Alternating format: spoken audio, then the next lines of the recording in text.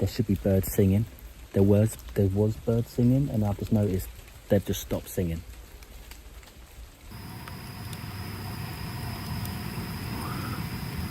It sounds like there's somebody out here. When Moxley, a solo camper, decided to spend the night in a forest that locals claimed was too haunted for anyone to stay in, he had no idea just how active the location would become as darkness fell. The forest had a disturbing reputation. Multiple camping groups and solo adventurers had attempted to stay overnight, only to flee in the middle of the night after hearing unexplained voices and footsteps circling their tents. Some reported the sound of laughter echoing through the trees. Others described an overwhelming sensation of being watched from the darkness. As he set up camp, an unsettling feeling began to creep over him. You hear that? Sounds like a dog.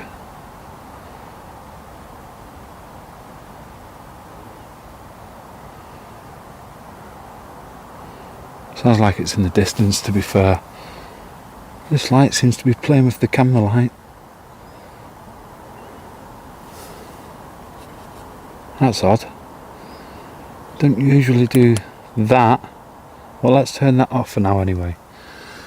With the tent erected and darkness beginning to fall, he decided to conduct an investigation using a spirit communication device. Right, so I'm just sat here and I just heard, I'm not too sure if it was an animal or something, but it was just like the weirdest noise ever.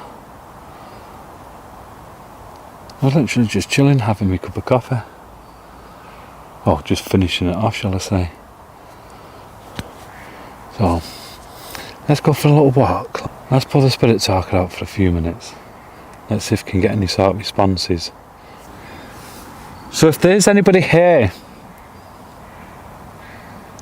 like the reports say, and you like to scare people out, you like to come around people's campsites, run around the tent, laughing. If you are with us, I've got a device in my hand, you should be able to speak to me through it. Can you tell me who you are? We enjoy the company. We enjoy the company. So why do you like to scare people?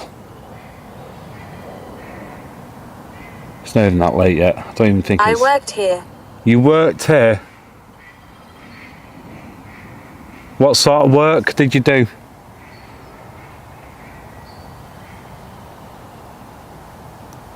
Goodbye, friend. Goodbye, friend. Tear. Tear. Do you want to come and show yourself to me here tonight? Come and do what you do to other people out here. Come.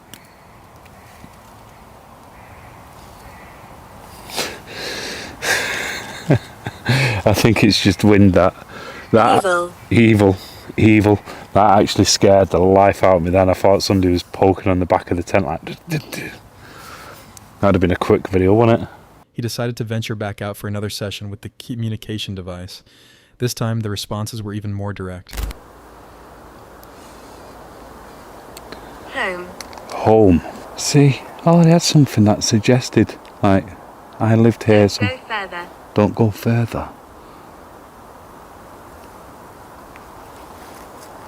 Are you warning me not to go? Bones. Why should I not go any further?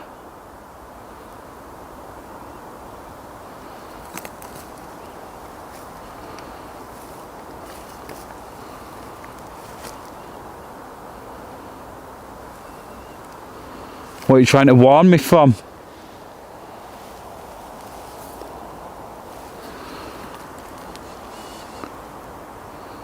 Building. Building. You try to build your energy. Is that what you're doing? Building some energy.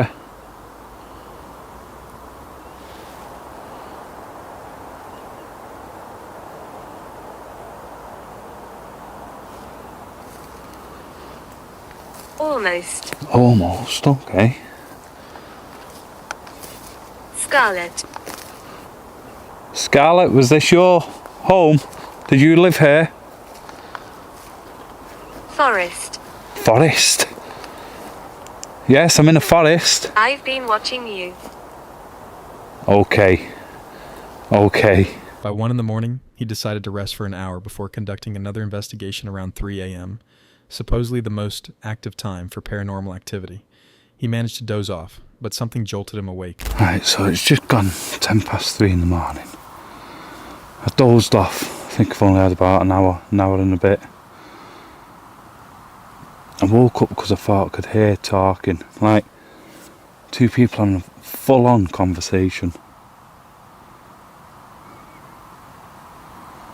I don't know if it was wildlife, because I was asleep and I was just wake. It stirred me as I was waking up. I thought, is that somebody speaking outside? So I've opened the tent, had a quick look around, but I can't see no one. I can't say it was somebody 100%. It could have just been like the ducks, something over at the lake. Well, did it startle me? Of course it did. So I think with that, it's time to get another cup of coffee on the go. As you can hear, it is starting to come down pretty hard. Come and speak to me. I've not really heard what people are hearing out here. I've heard a few little bits, but nothing that'll scare me out. Been here all night on my own. Frank. Come on, come and speak to me. Come and try and scare me out of this forest. Make me want to leave. Because as it stands, I feel quite peaceful here.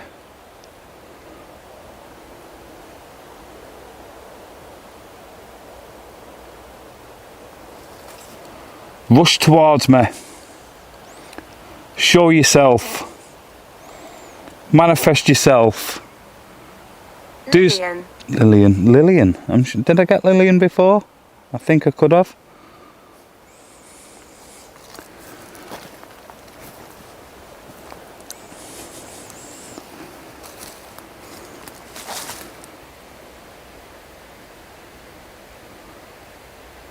Can you come and show yourself? It'll be light soon. Come over to my tent. Caves. That's interesting. Many lives were lost. Many lives were lost. Caves. Supposedly there was caves here, but they've been filled in since. Harmony. Many lives lost. Harmony. So could there have been people that lost their lives in the caves, and that's why they don't want people to come out here camping and so on. Interesting. By 4:25 in the morning, the rain had settled and light was beginning to break. He had made it through the entire night. He had experienced the unsettling feeling of being watched. He had heard unexplained sounds, the footsteps, the voices, the large animal, or something else, running past in the darkness. But unlike the others who had fled in terror, he had stayed until dawn. The forest that nobody would camp in alone had finally met someone who refused to leave, no matter what walked between those trees in the darkness.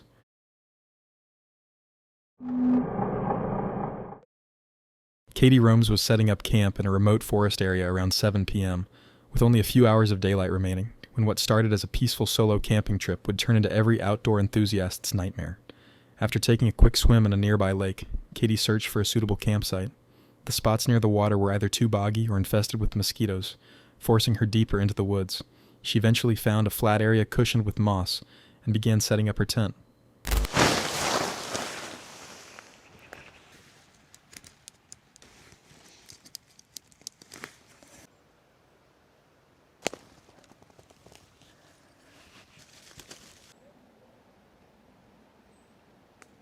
Everything seemed perfect for a cozy night in the wilderness. But then, around 11 p.m., something changed. I think I'm going to head to bed. Definitely going to need some earplugs because there are some idiots in the forest right now playing trance music at almost 10 o'clock.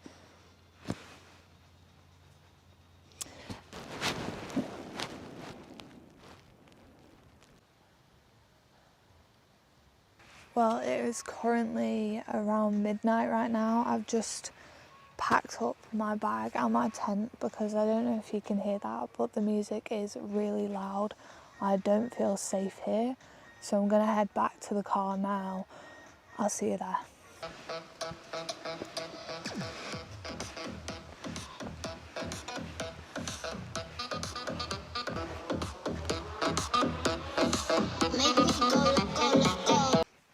Well, I am back at the car. It is around 12:30, pushing on 1 a.m. right now.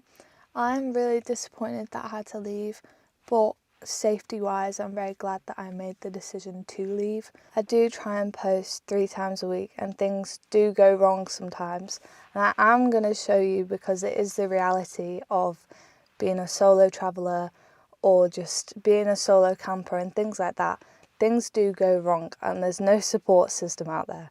So it is okay to leave if you don't feel safe, if the energy isn't right, just leave. It's not hard, just pack up and go. I walked straight past them. I did not acknowledge them. I was like head down and off I went. I didn't want anything to do with it, so I just left. For solo campers, especially women, there's no shame in leaving when something feels wrong. The isolation that makes wilderness camping so appealing can also make it extremely dangerous when strangers appear. Katie's instincts potentially saved her from a situation that could have escalated into something far worse. She made it home safely that night. This incident serves as an important reminder. If the energy isn't right and you don't feel safe, trust your gut and leave. No camping trip is worth risking your safety.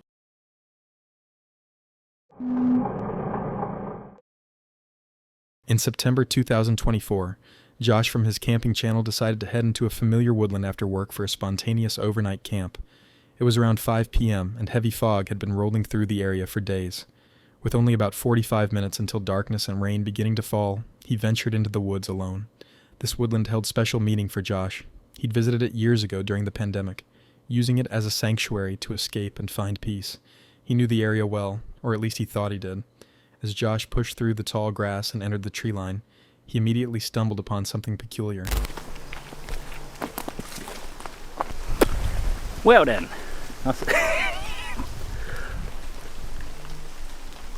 I wasn't expecting that, to be honest, guys. I was not expecting that. It looks like some kids have put this bed sheet over a tree stump.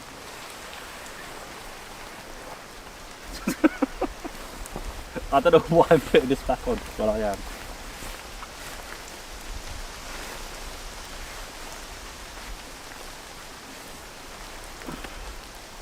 Everyone meet Bob. Say hello to Bob. No, Casper. Casper the ghost. Say hello to Casper the ghost. Right. Funny enough, I was playing the camp at that tree there, which is literally right next to this little ghost here. I might have a little venture around, as it might be a bit of a popular spot, but I haven't got too much time.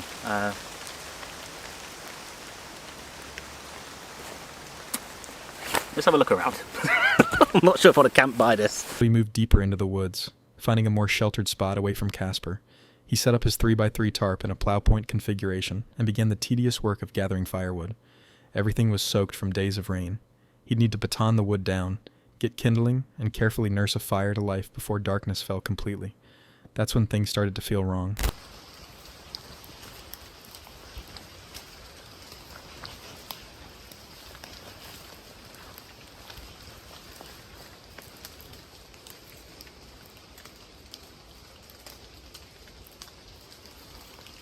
I'm just literally sat over there trimming the wood down, cutting it down how I like it, and I can just hear some mad movement going on in those bushes over there. I can't tell if it's like the rainfall just making quite a commotion, or there may be rabbits or deers maybe walking through, or any dog walkers or whatever, I don't know. Bit spooky. It'll be just the rain anyway. Well, I don't know why I let these things play on my mind sometimes. It happens, you know, guys, it happens. Literally, camping out solo is a wonderful thing for many reasons. But sometimes your mind just plays tricks on you. And you think you can hear like treading through the woods, but can't hear any talking, can't see any torches. It's just me in here, I assume. But I'm gonna carry on, push through, make a fire, enjoy myself.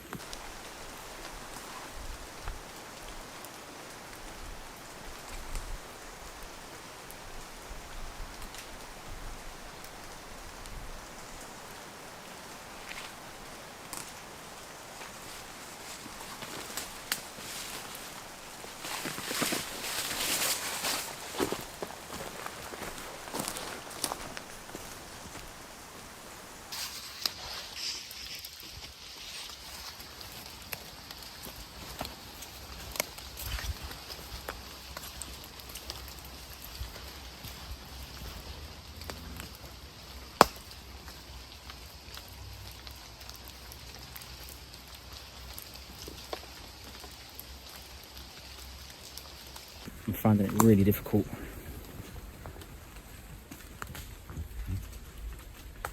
Do you know what I mean? You heard that.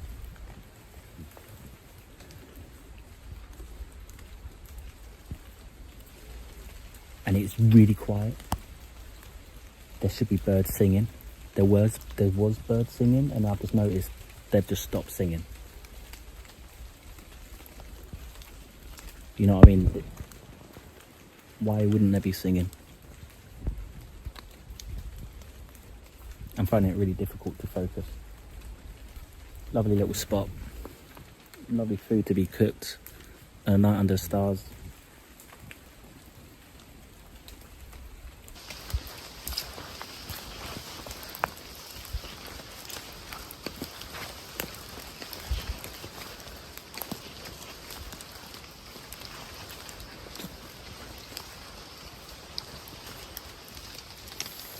When the camera was off,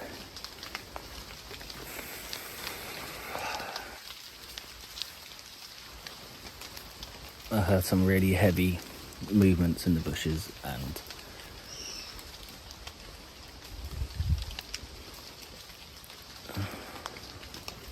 I'm pretty sure I saw something in the bushes as well. As I was standing still, there was this movement there.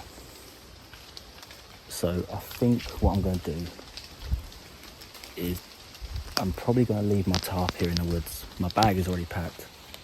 I'm just going to grab what I can grab and come back here in the morning, and maybe just do a bit more talking with you there. So I think it's important to be real with you guys.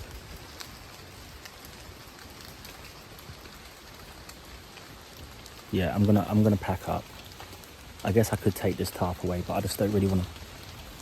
Most disturbing of all, when Josh had shouted hello into the woods, no one answered back. Hello.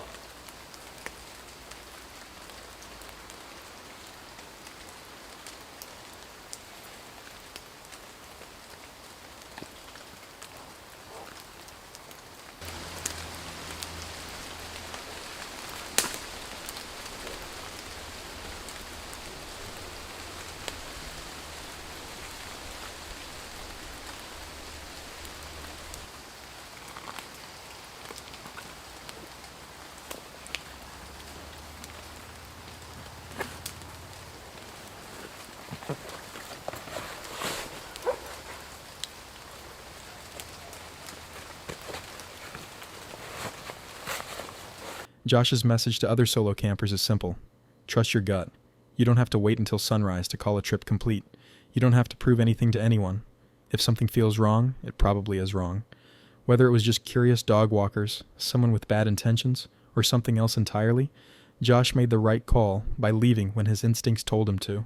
Because in the woods, at night, alone with no cell service and no help nearby, being safe is more important than being brave.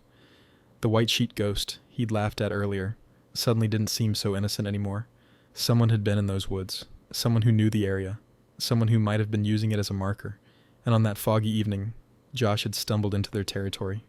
He made it out safely, but he often wonders what would have happened if he'd ignored his instincts and stayed the night. Some questions are better left unanswered.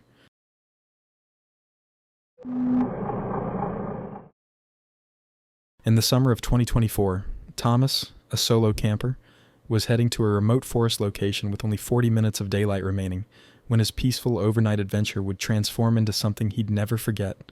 After a heavy gym session that ran late, he was racing against the sunset. The drive would take 20 minutes, followed by a 20-minute hike, meaning he'd be setting up camp well after dark, but he was determined to make it work. As the sun dipped below the horizon, casting brilliant orange reflections across his windshield, Thomas arrived at the trailhead. His dog Archie was ecstatic, running freely across the open field before they ventured into the woods. The entrance to the trail was severely overgrown with nettles and thorns, forcing him to stop and change into long trousers. The heavy vegetation suggested few people use this path anymore, which seemed like a good sign for a peaceful camp. But as he pushed deeper into the forest, something felt immediately wrong. It feels weird and wrong. It just feels like I've entered somewhere I shouldn't be, you know. Oh, as long as Archie's alright, I'll be alright. I think there might be another pathway for that. The gate. Yeah, very close to that other trail. Despite his determination to stick with his plan, the sensation only intensified. Then Archie's behavior changed dramatically. His dog's tail, he keeps looking over there. His tail. It's just completely dropped. He keeps looking in that direction.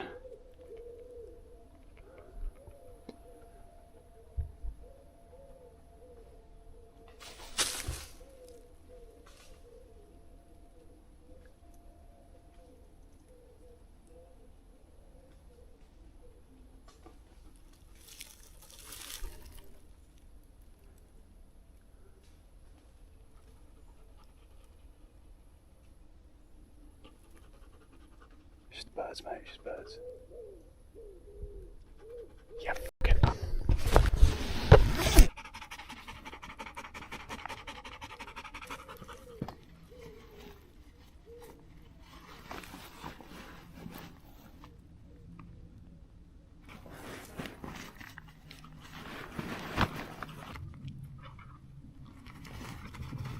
The sudden absence of sound was unnerving, especially given the dense foliage that should have been full of wildlife. Then, as he prepared to film his closing thoughts about the experience, something happened that would validate every instinct he'd felt.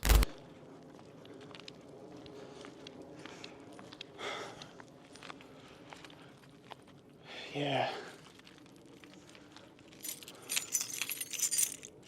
Bad vibes, man. Bad vibes.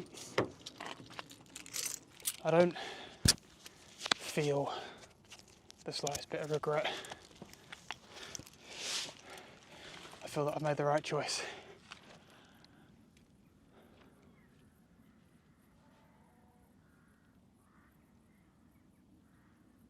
What the fuck was that?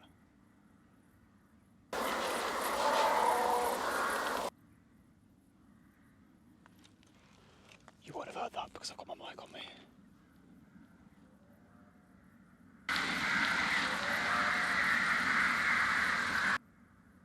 Can you hear that? Let me switch my mic off.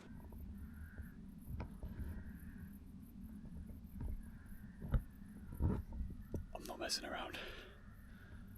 I really hope the mic picked up. All the hairs on my back are up right now.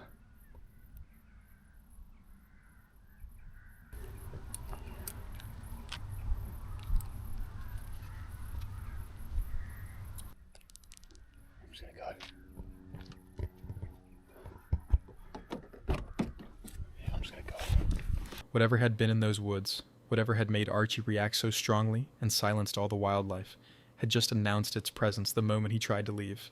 He didn't wait around to hear more. As darkness fell completely over the forest, Thomas and Archie made their way back to the car, both of them moving faster than they had on the way in. Some viewers who watched his video suggested it might have been a fox or a deer, but he'd heard those sounds before on previous camps. This was different.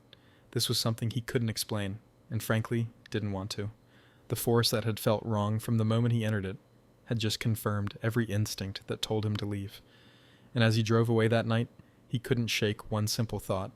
What would have happened if he'd ignored those feelings and stayed?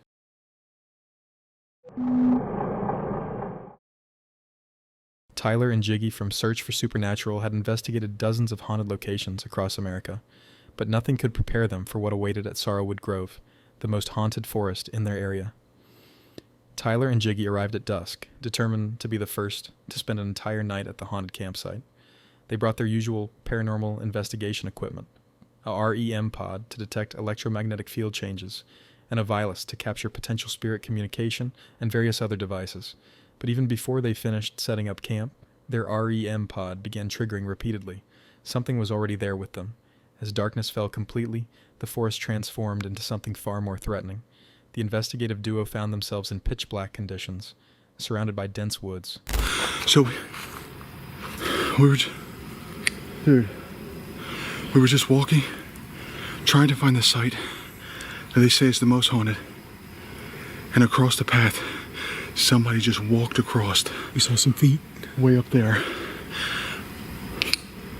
And now we can't find our way out. All right, we gotta figure this shit out. All right. So, pretty sure we saw somebody on the trail that we're currently on. We ran and got turned around, and now we don't know exactly where we're going. What the fuck was that? Jiggy? Yeah. Let's back it up. Back it up. And we need to get back to the campsite. Keep eyes on behind us, Jiggy.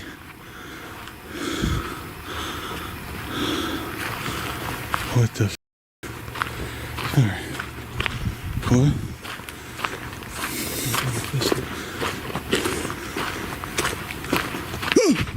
What the fuck was that? What was that? I have no f***ing clue. Dude. There's somebody out here, bro. We gotta figure out how to get out of here, seriously. Ain't no f***ing around.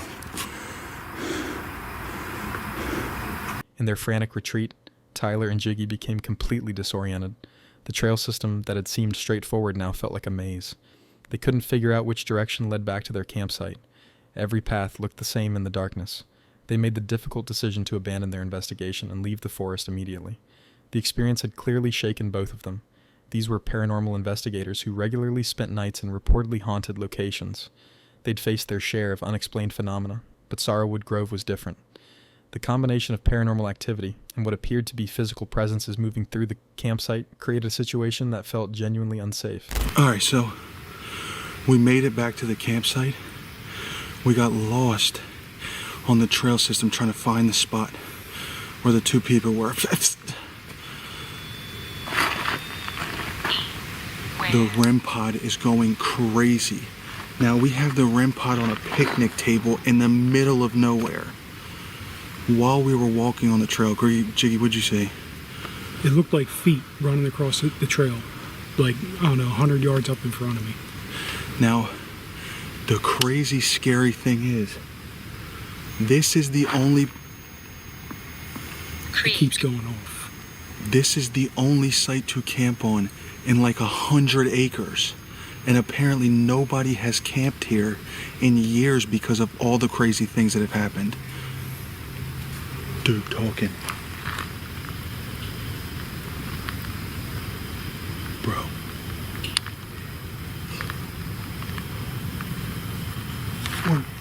Where's that coming from? Everywhere.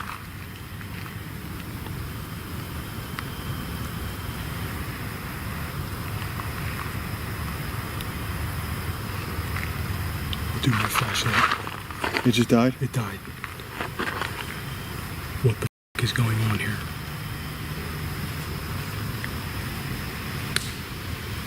There is some weird noises out here.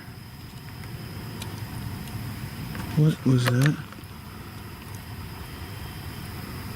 What the hell was that?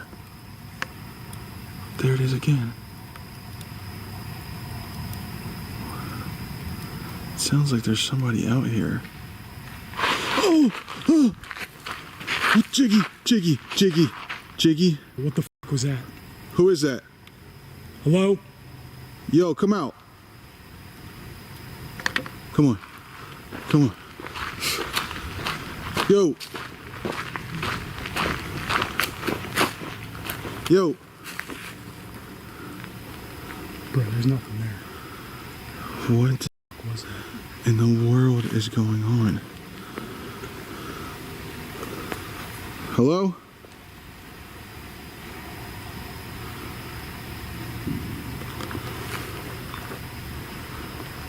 Dude, I saw a person. There goes the REM pod. Dude, I saw a person. In their recap, they confirmed what locals had been saying all along. Nobody lasts the night at Sorrowwood Grove. The woods claimed another pair of attempted campers, forcing them to flee before dawn. But Tyler and Jiggy made one promise as they drove away from those haunted woods. Sorrowwood Grove might have won this round, but they would be back. The question remains, what exactly is lurking in those woods? The spirits of the two murder victims, living people using the location's dark reputation for their own sinister purposes, or something far worse that defies explanation. Whatever the truth, Sorrowwood Grove continues to maintain its reputation as a place where no one can spend a complete night. The forest keeps its secrets, and it keeps driving away anyone who tries to uncover them.